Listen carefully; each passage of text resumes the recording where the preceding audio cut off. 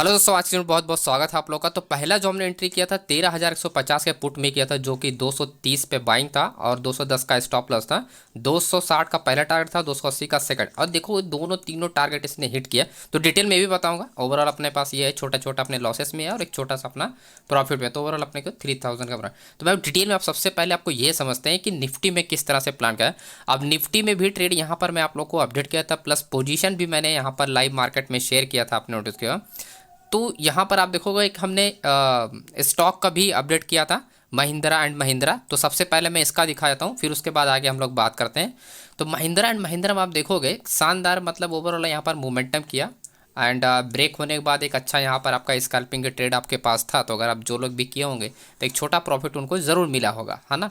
तो अभी बात करते हैं निफ्टी के बारे में कि निफ्टी में किस तरह से प्लान कर। तो निफ्टी में मैंने उसी टाइम पे निफ्टी 10:30 बजे का आसपास, देखो यहाँ पर आप देखोगे 10:30 बजे हमने यहाँ पर 10:30 बजे जो एंट्री बनाया था एंड 25,300 के पुट में हमने एक लॉट मैंने बाय किया था। और सारी सिचुएशन मैं आपको अपडेट कर रहा था टाइम टू टाइम, ये आप देख सकते हो, है ना। तो जो भी एंट्री मैंने बनाया था, अब जो लोग भी यहाँ पर मुझे फॉलो करके भी ट्रेड किए होंगे तो कम से कम उनको 1700 नहीं तो 1000 तो प्रॉफिट हुआ ही होगा, है ना। ओवरऑल अगर मैं कहूँ तो 1000 तो प्रॉफिट बनाएंगे सिर्फ एक लॉट से, है ना। तो जो लोग भी अगर होल्ड किए होंगे तो उनका 3000 4000 तक गया होगा, है ना। तो उस हिसाब से अपन प्लान किए होंगे। और मिड कैप का भी सेम टाइम पे मिड कैप का भी ट्रेड मैंने अपडेट किया था। ये वाला जो छोटा सा करेक्शन इस ब्रेक पे हमने प्लान किया था। मेरा जो टारगेट के लिए प्लान था 13,000 का था, और अगर इसको तोड़ता तब जाके 12,900 का टारगेट होता, क्योंकि आपका अपॉर्चुनिटी बहुत अच्छी थी मार्केट में आज। तो मिड कैप में आप देखोगे कि मिड कैप में क्या ही शानदार है, वो आप देख रहे हो, ये जो रेंज तोड़ा है इस रेंज पे। और मिड कैप में जो मॉर्निंग वाला पहला जो ट्रेड था वो हमने यहाँ पर प्लान किया। तो उसके बाद ये अपने पास नेक्स्ट अपॉर्चुनिटी मिला, जो कि आप लोग को अपडेट किया था 13,000 अपना जो टारगेट के लिए प्लान किया था। मार्केट आप देखोगे अटेम्प्ट भी अपना हिट भी किया, है ना। तो सब बताने वाला हूँ डिटेल में एंड एंड तक आप वीडियो में बने रहे, सारे डेटा मैं आपके पास। सबसे पहले निफ्टी का मैं आपको डेटा एक्सप्लेन करता हूँ। निफ्टी में देखो, जो हमने देखा ना कि मार्केट आपका क्या है 25,200 पे, राइट। 25,200 पे निफ्टी में क्या हो रहा था, सिर्फ ओपन इंटरेस्ट। अब ये जो ओपन इंटरेस्ट है इसको बोलते हैं लो वॉल्यूम के साथ ट्रेड करना, ठीक है। लो वॉल्यूम, जब लो वॉल्यूम के साथ कोई कॉन्ट्रैक्ट ट्रेड कर रहा होगा ना और मार्केट अगर गिर रही होगी ना, तो मार्केट होल्ड नहीं कर पाएगा, उस एरिया को मार्केट ब्रेक कर जाती है। उस एरिया को मार्केट क्या होती है, ब्रेक कर जाती है। तो इस वजह से जो हमने यहाँ पर इस एरिया पर प्लान किया, तो एक डिमांड जोन एरिया था तो 25,220, और इसके नीचे ही आप देखो 25,200 का जो कि सपोर्ट है। तो मार्केट क्या है, इसको ब्रेक कर दिया एंड ब्रेक करने के बाद फिर उसके बाद रिवर्सल प्लान किया था, है ना। वो ब्रेक करने के बाद फिर बाद में रिवर्सल ही प्लान। लेकिन एक मोमेंटम आप देखोगे कि स्ट्रॉन्ग मोमेंटम हुआ है। इतने मोमेंटम, यानी यहाँ से यहाँ तक का ट्रेंड को ऑब्जर्व करोगे तो एक स्ट्रॉन्ग मोमेंटम है। यहाँ तो आपका छोटा छोटा छोटा कैंडल बना, लेकिन आप देखोगे यहाँ पर काफ़ी स्ट्रॉन्ग बड़ी कैंडल बनी है ना। तो जो बड़ा एरिया था वो कैसे हुआ, ब्रेक हुआ, क्योंकि यहाँ पर लो वॉल्यूम के साथ ट्रेड कर रहा था, जिसके वजह से। तो ये हमेशा ध्यान रखना है। ऑलरेडी आपका बड़ा वाला सपोर्ट लेवल टूट चुका था, तो जब बड़ा सपोर्ट टूट चुका था तो ओपन ट्रस्ट अगर ये वॉल्यूम के साथ इंक्रीज होता है, जैसे यहाँ पर आपका 9 लाख का 78,000 का आपका यहाँ पर आपका वॉल्यूम है, अगर यहाँ पर भी 9 लाख वॉल्यूम होता तो शायद 25,200 मार्केट क्या होता, उससे पहले ही मार्केट रिवर्स कर जाती है। क्योंकि अगर आप यहाँ पर ऑब्जर्व करोगे तो सिर्फ और सिर्फ यहाँ पर चेंज ओपन ट्रस्ट के बेस पे ही मार्केट ट्रेड कर रहे थे। और मैंने कल भी आपको बताया था और परसों भी बताया था कि मार्केट आपका जो न्यू कॉन्ट्रैक्ट होता है, जब ओवरऑल मार्केट, जब ओवरऑल सेक्टर आपके डायरेक्शन में चल रहा होता है, तब जाके ये ऑर्डर आपका काम करता है। एंड जैसा आपने देखा कि निफ्टी भी आपका मार्केट में गिर रहा था एंड मैंने चेक किया, फिर निफ्टी भी गिर रहा था, और फिर चेक किया मैंने बैंक निफ्टी भी कंटिन्यू गिर रहा था एंड मिड कैप भी गिर रहा था। तो सारे के सारे गिर रहे थे, जिसका हमने एडवांटेज पहले मिड कैप में लिया और उसके बाद साथ साथ में निफ्टी में लिया।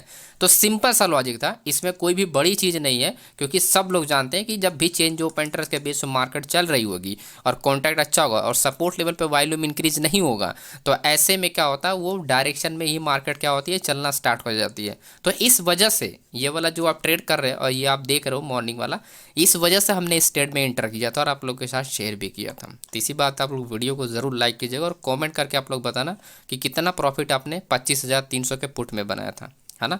हालांकि मैंने और मल्टीपल ट्रेड किए थे और इसको मैंने होल्ड भी किया था। उसके बाद जैसा मैंने बताया कि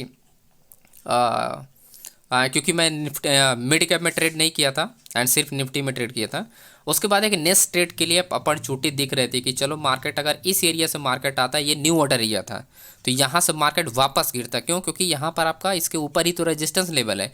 तो मार्केट में जो फॉल किया है, स्ट्रॉन्ग फॉल किया है, यही वो सेलर्स एरिया है जहाँ पर था। तो हालांकि मार्केट ही उस एरिया तक नहीं गई एंड उसका हम लोग वेट कर रहे थे। फिर उसके बाद एक छोटा सा और हमने प्रॉफिट बना था, और उसका मैं बता 25,100 का पुट बाय किया था। इसको मैंने एवरेज करके ट्रेड किया था। आप लोगों ने नोटिस किया होगा, जो स्टॉप लॉस हमने यहाँ पर प्लान किया था वो 80 रुपये का स्टॉप लॉस था, जो कि वो स्टॉप लॉस आपका हिट भी हुआ। 87 पे एंट्री थे और स्टॉप लॉस मेरा 80 पे था, तो ये हिट भी हुआ था। तो ये मार्केट गया था 75 के आसपास, वहाँ पर मैंने एवरेज करके वापस आया तो वो प्रॉफिट में आ गया। तो मेरा वो उसमें क्योंकि मैंने क्वांटिटी को थोड़ा डबल कर दिया, तो 10 रुपये वो इंक्रीज हुआ ना, तो लॉस भी रिकवर हुआ प्लस उसमें प्रॉफिट भी आया। और यही वो लास्ट वाला ट्रेड है जिसमें मुझे को अच्छा प्रॉफिट हुआ, तो वही 3,000 रुपये के आसपास, है ना।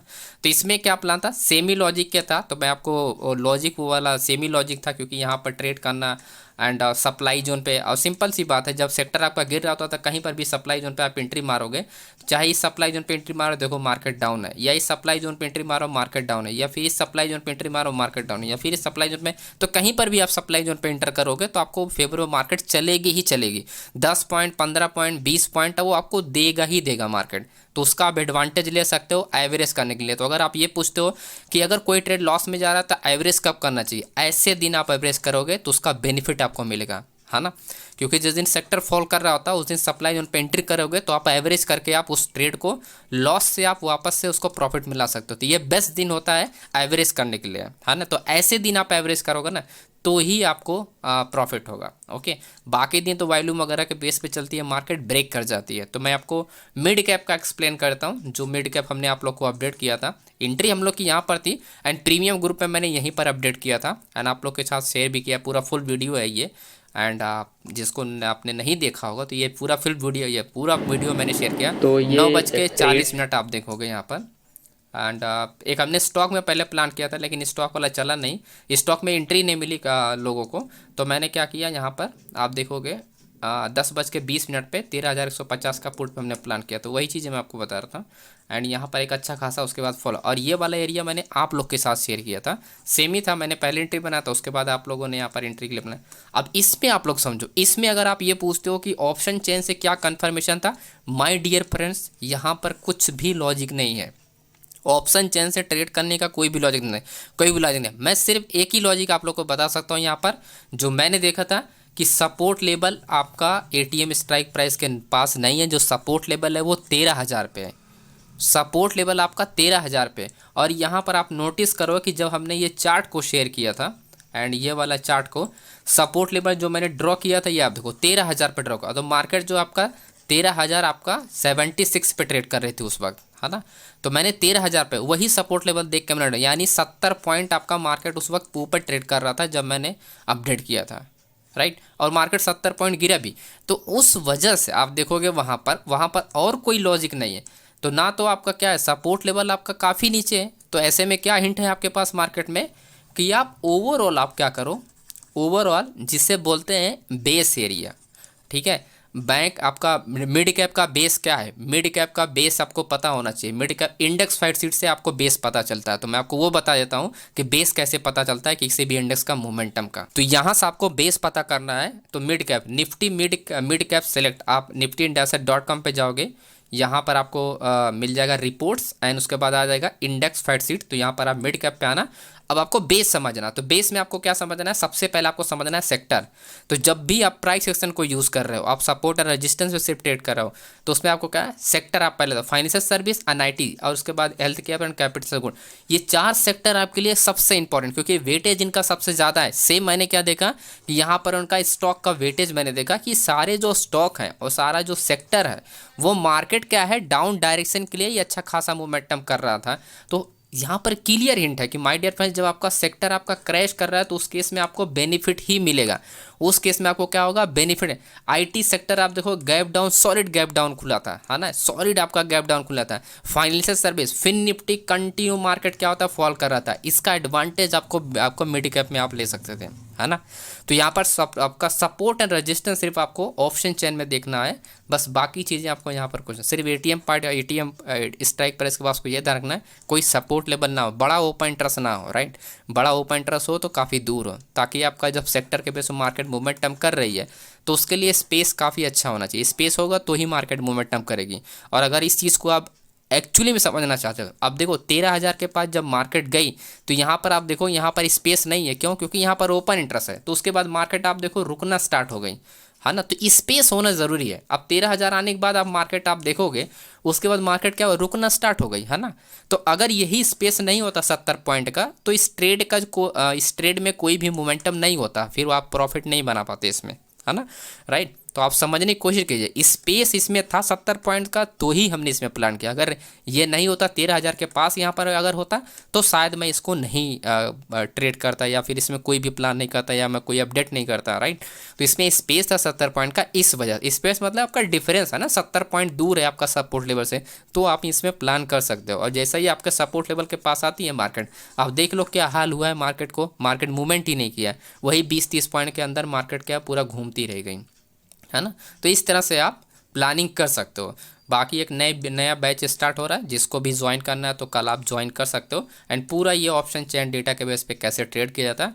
हालांकि अभी ये इसको मैंने 50% डिस्काउंट पर रखा है, तो एक्चुअल में सिर्फ आप 5,000 पे करके आप ज्वाइन कर सकते हो। रात को जूम सेशन होता है, तो सारी चीज़ें आपको डिटेल में आपको बता दूँगा। तो ये रहा अपना व्हाट्सअप नंबर, आप कॉन्टैक्ट कर सकते हो। तो वीडियो को लाइक करके चैनल को सब्सक्राइब कर लेना। Thank you so much.